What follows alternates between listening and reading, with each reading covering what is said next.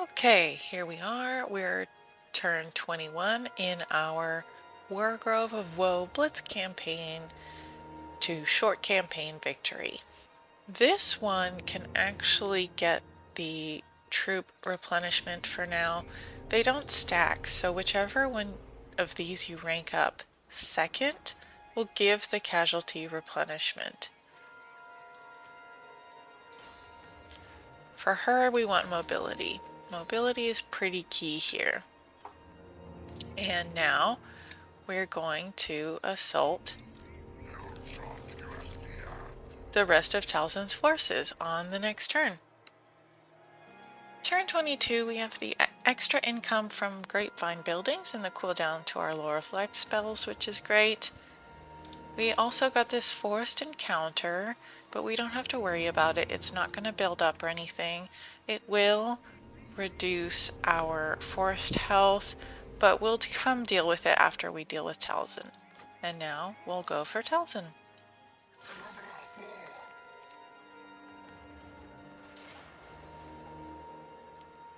And it's best to lightning strike just so that we get the extra battles out of this. I prefer to auto-resolve this. And then we'll go for the city.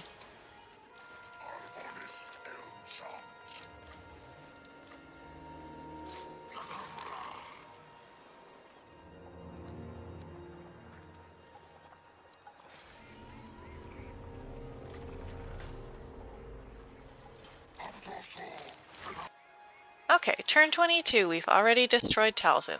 Looking good. What's great is our treemen look like they'll be at basically full health next turn, so we don't have to worry too much. We can finally get him home amongst the boughs, and now we're making a solid income.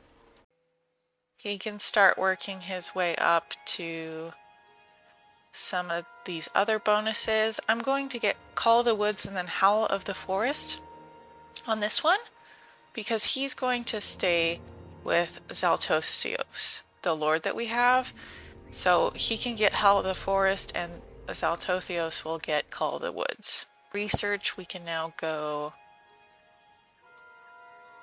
over here. I think it's good. We're going to be fighting around the Oak of Ages a lot, and we'll get a lot of forest health once we have that researched. If we look at King's Glade, it's tier 2, so that's not great. We can repair the buildings that we're going to keep. We don't care about that one, so we'll destroy it. We will want to level this up to 3. 3 is basically the minimum tier that you want in all of the settlements, because you can build a building that will give you forest health. If we take a look, the Griffinwood could update to 4, but we're not worried about that yet. We will get some extra money from this. Turn 23. Unfortunately, we did get the plague in the city, but it looks like our army doesn't have the plague yet. And we can't quite make it to Findal, so we're just going to take the world routes over to this forest encounter. I like to spare the Bretonnians. I like the extra relations. The growth in public order is not that much. We've counteracted it with research, so I'm not too worried about it. We are going to level this up to tier 3, and we're going to get our Grapevine building. We can continue to give this hero some healing, and we can check our neighbors here. We definitely want to try to get non-aggression with the Bretonnians. Probably could have squeezed a bit more money out of that, but that's okay. So that's good. They'll be good neighbors. Turn 24, we have an event to look at. I think we're going to do Build and Flourish. That will allow us to upgrade a lot more buildings and settlements, really. we can go attack the Crag Halls of Findal now. We want to make sure that they're not in a defensive alliance. They are, so we're gonna go to Clan Spittle and offer to join their war. Some money. So now we can move on and attack the Crag Halls of Findal after we give him some more replenishment. And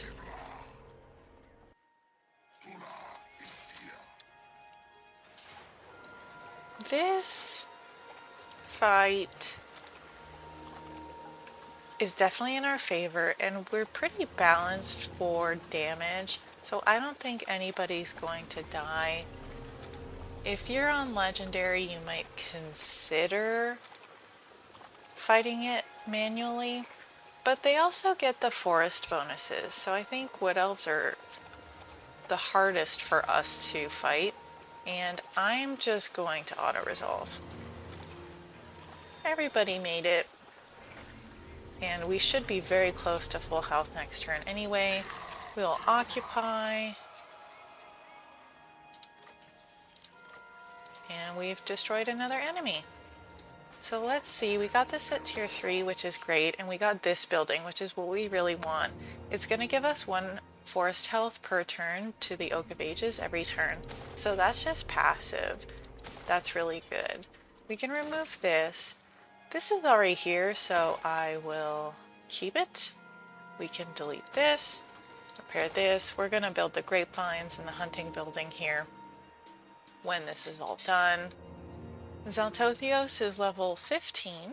I like to get him Verdant Growth for that regeneration and extra replenishment to our treemen.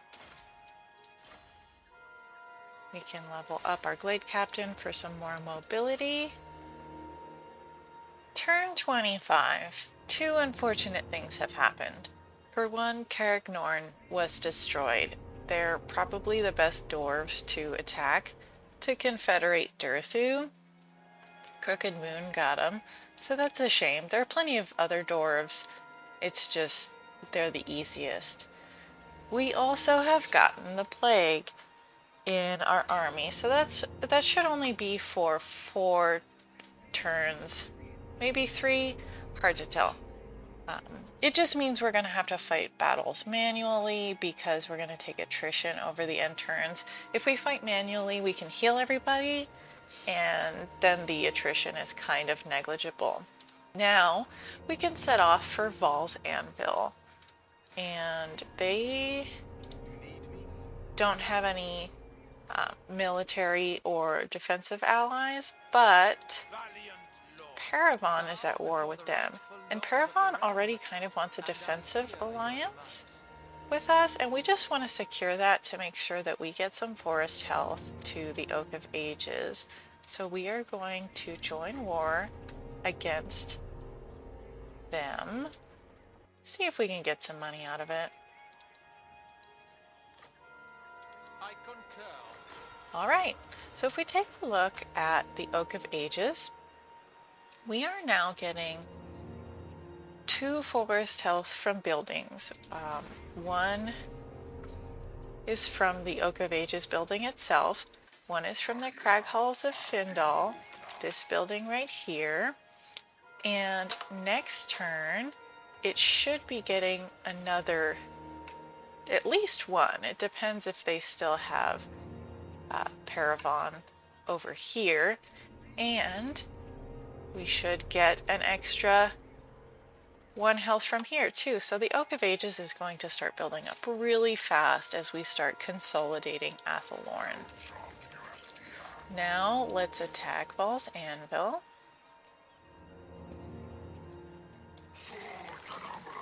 And like I said, we just have to fight this manually to make sure that we can heal. But it's at about the same strength as it was last time, so I'm not too concerned. It's the same style as we did with the 2, so it's just hide in the forests. So that was a close victory. We do have some damage because they left the field too quickly, but I think we're in better shape than we would have been with auto-resolve. And now we can occupy Paul's Anvil. And we'll check the buildings here, delete that one, repair that one, repair, demolish. This is at tier 3, which is good. So we can use our growth effectively.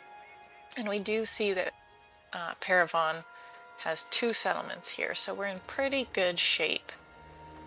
So the next step for us is going to be trying to confederate Durthu.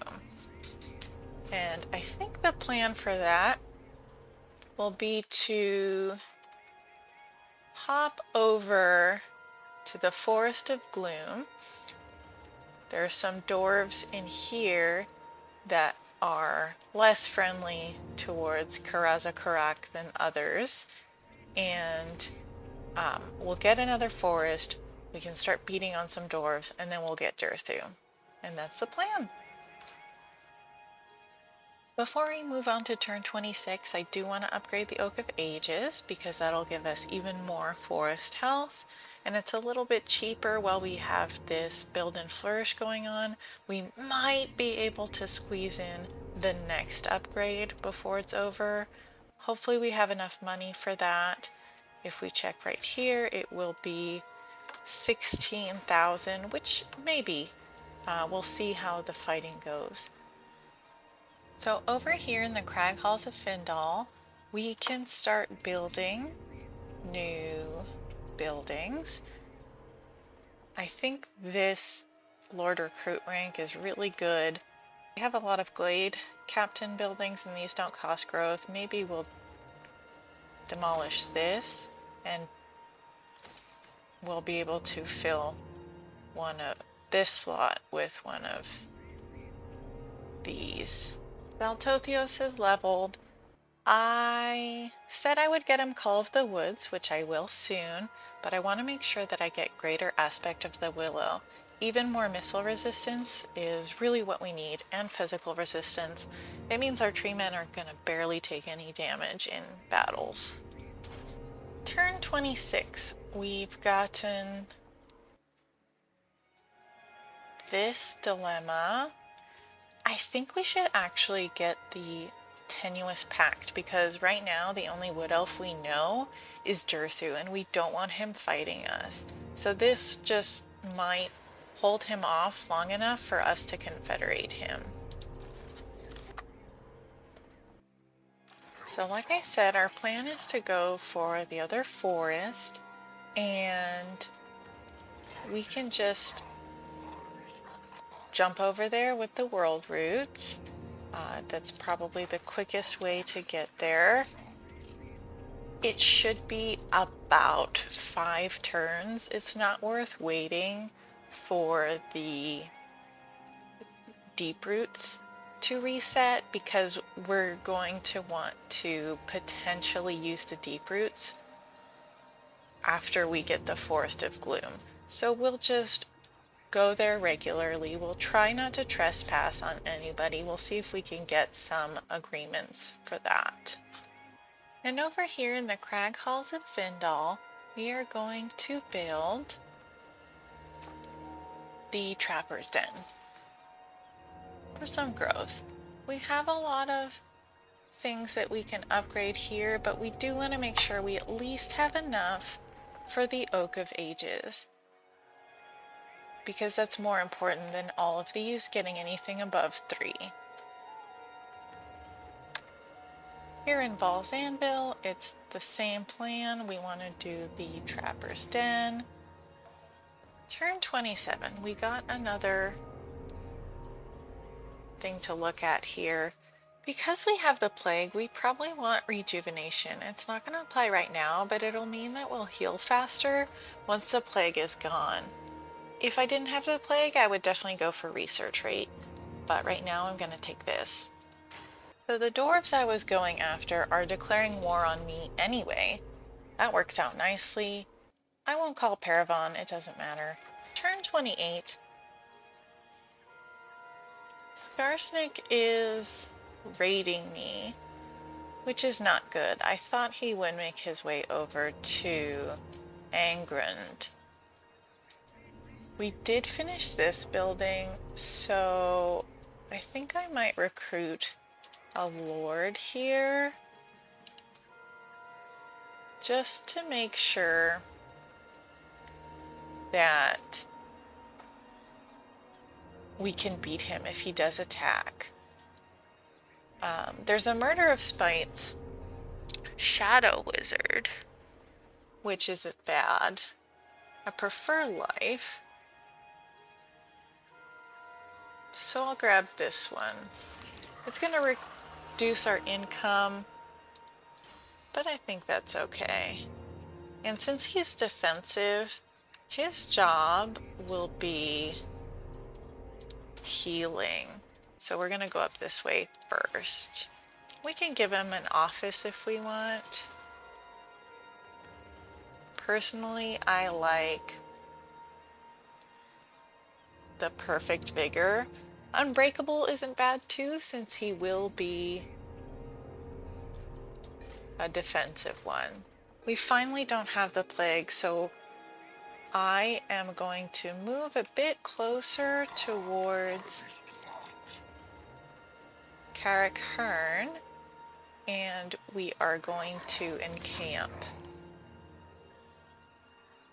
They might try to come down and attack us. That would actually be nice if we can get them out of their settlement. Keep working towards Kadai. We want the reduction in Lore of Life, Winds of Magic costs. Keep building the income and growth buildings around here. And here I think we can start working towards the forest health one.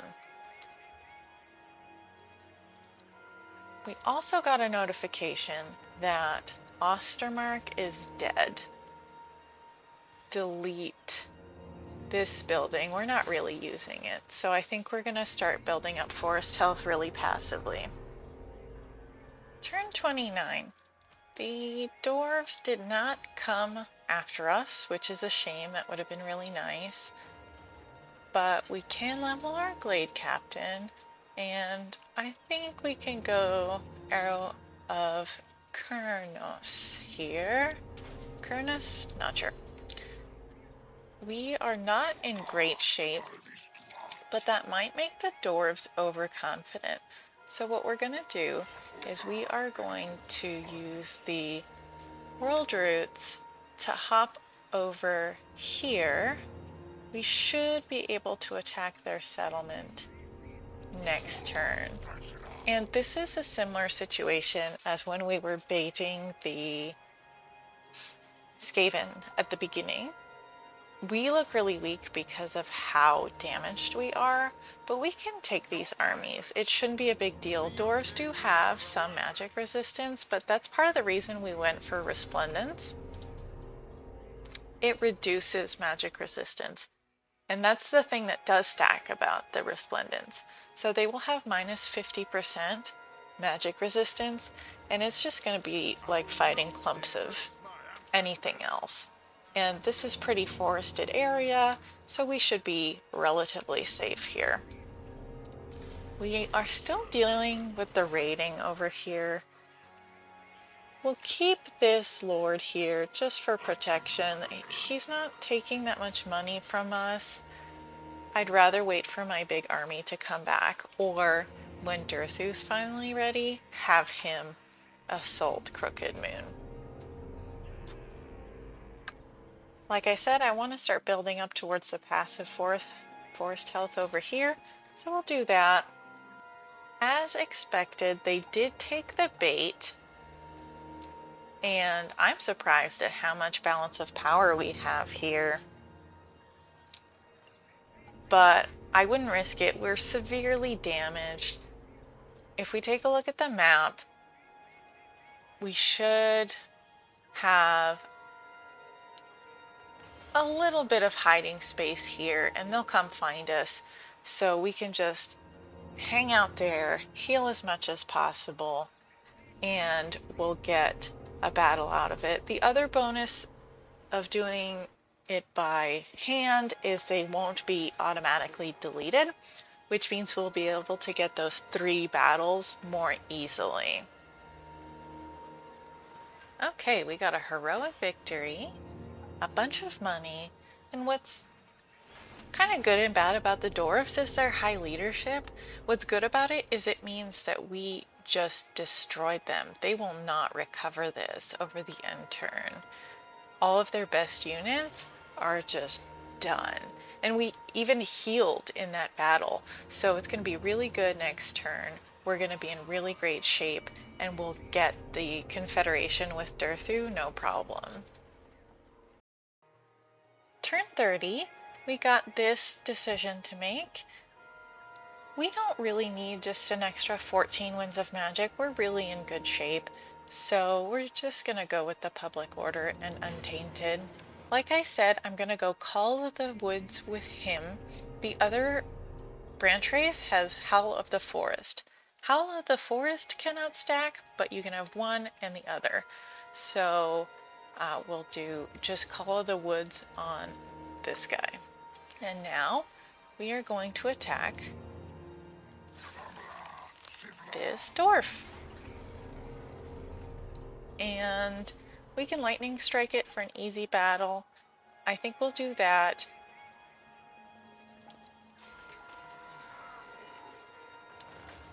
And we can now assault the city. Okay, that was easy peasy. We healed a lot. This should unlock the Confederation for Durthu. I am gonna actually occupy this just so that we can get some healing over the end turn. We'll probably abandon it. And here we go, we can confederate Durthu. If we check what Durthu has, he has 2 armies. We will sort these out, figure out what we're gonna keep and what we're gonna toss. But we have secured Athel Loren, so that's going to be the end of this episode. If you liked it, go ahead and subscribe. You know how YouTube works. Thanks for watching. Goodbye.